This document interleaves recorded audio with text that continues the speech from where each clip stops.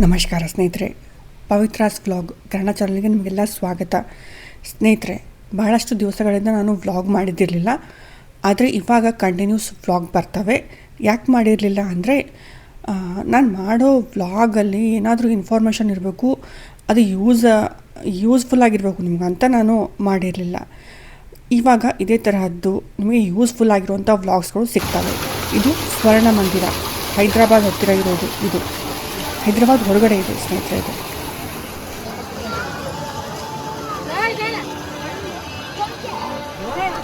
ಸ್ನೇಹಿತರೆ, ನೀವು ನೋಡ್ತಾ ಇರೋದು ಶ್ರೀ ವೆಂಕಟೇಶ್ವರ ದೇವರ ಮಂದಿರ ಹಳೆಯದೇ, ಆದರೆ ಮಂದಿರನ ಮತ್ತೆ ಪುನರುತ್ಥಾನ ಮಾಡಿದ್ದಾರೆ, ರಿಯನ್ವೇಷನು.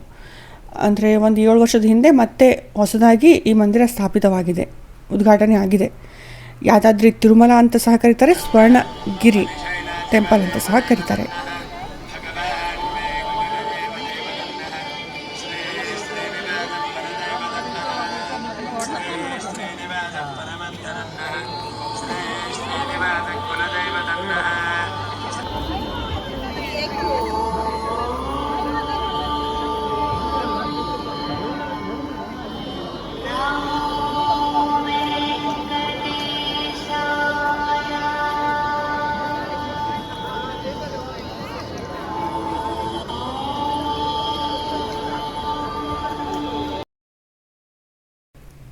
ಸ್ನೇಹಿತರೆ, ಈ ಮಂದಿರ ಇರೋದು ಹೈದರಾಬಾದ್ನಿಂದ ಹೊರಗಡೆ.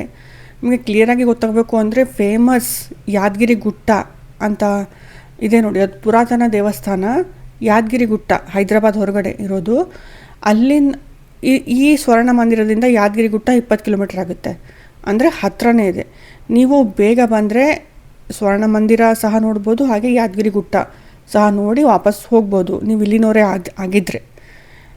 ಇನ್ನೊಂದು, ರವಿವಾರ ದಿವಸ ಬರಬೇಡಿ, ತುಂಬ ರಶ್ ಇರುತ್ತೆ ಇಲ್ಲಿ.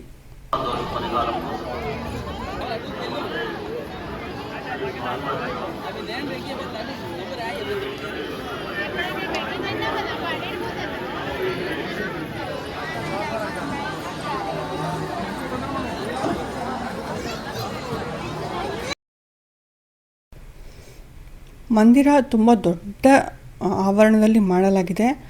ಆಮೇಲೆ ಕ್ಲೀನ್ ಇದೆ, ನೀಟಾಗಿಟ್ಟಿದ್ದಾರೆ. ಆಮೇಲೆ ಮಂದಿರ ನೋಡಿದ್ರೆ ಒಂಥರ ತಿರುಪತಿ ವೆಂಕಟೇಶ್ವರ ದೇವಸ್ಥಾನ, ತಿರುಪತಿ ಏನಿದೆ ನೋಡಿ, ಆ ಥರ ಸ್ವಲ್ಪ ಫೀಲ್ ಬರುತ್ತೆ, ಚೆನ್ನಾಗಿದೆ. ಆಮೇಲೆ ಜನ ಜಾಸ್ತಿ ಯಾಕಿದ್ರು ಅಂದರೆ, ರವಿವಾರ ನೀವು ಸೋಮವಾರ ಹಿಡ್ಕೊಂಡು ಶುಕ್ರವಾರ ತನಕ ಬಂದರೆ ಇಷ್ಟು ಜನ ಇರೋದಿಲ್ಲ ಅಂತ ಹೇಳ್ತಾ ಇದ್ದಿದ್ರು ಇಲ್ಲಿ.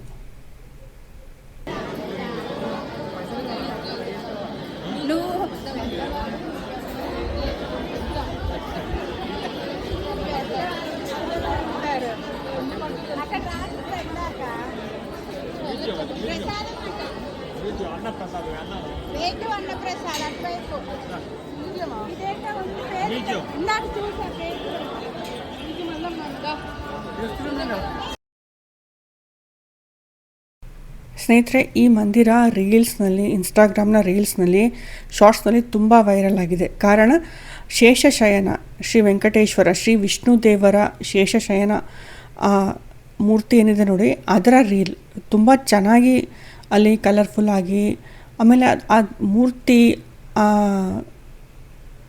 ಅದೇನಿದೆಯೋ ನೋಡಿ, ಅದು ತುಂಬ ಚೆನ್ನಾಗಿ ಮಾಡಿದ್ದಾರೆ. ಅಲ್ಲಿ ನೋಡಿದ್ರೆ ನಾನು ಎಲ್ಲಿ ಬಂದಿದ್ದೀನೋ ಅನ್ನೋ ಥರ ಅನಿಸುತ್ತೆ. ಅದಕ್ಕೋಸ್ಕರ ತುಂಬ ವೈರಲ್ ಆಗಿತ್ತು ಇದು ಮಂದಿರ.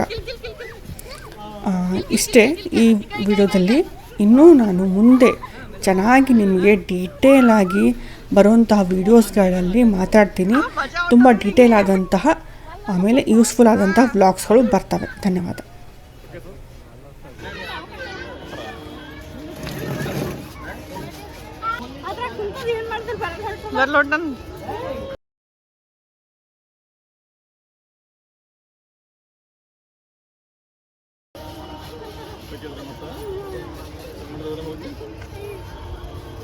ಹೋಗಿ